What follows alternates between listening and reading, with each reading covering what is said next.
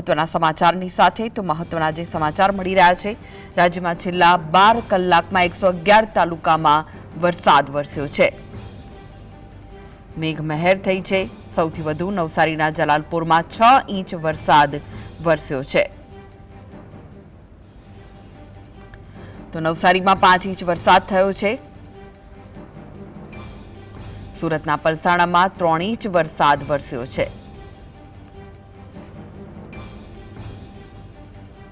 નવસારીના ચીખલીમાં 2.5 ઇંચ વરસાદ, 111 તાલુકામાં વરસાદ થયો છે। સુરતના મહુવામાં 2 ઇંચ વરસાદ વરસ્યો છે।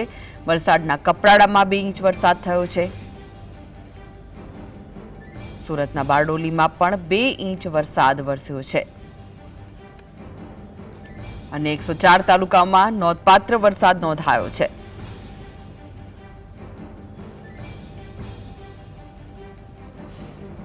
તો નવસારી શહેરમાં પણ વહેલી સવારથી ધોધમાર વરસાદ વરસ્યો છે। અનેક જગ્યાએ વરસાદના અહેવાલ।